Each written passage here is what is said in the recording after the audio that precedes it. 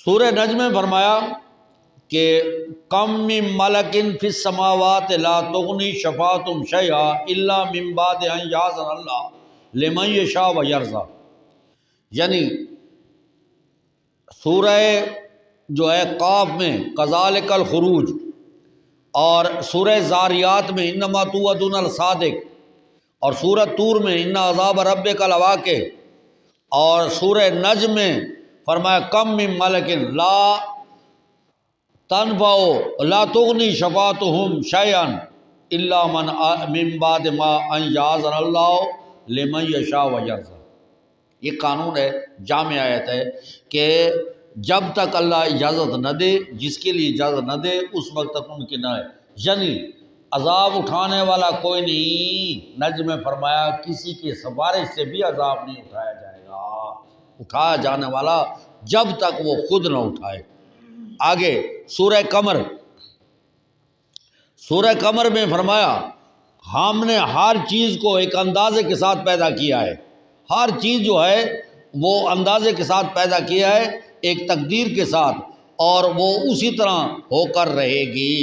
تو اس لیے تم کو ماننا چاہیے۔ نمبر 5۔ نمبر 6 سورہ رحمان، اللہ تبارک و تعالیٰ کی اجازت کے بغیر کوئی شفاعت نہیں کر سکتے، نہ خالق ہیں، تو برکات دہندہ بھی وہی ہے، اس کے علاوہ کوئی برکات دہندہ نہیں ہے۔ سورہ واقعہ، یہ 7ویں صورت ہے، سابقہ 6 صورتوں کا خلاصہ۔ جب اللہ قیامت قائم کرے گا،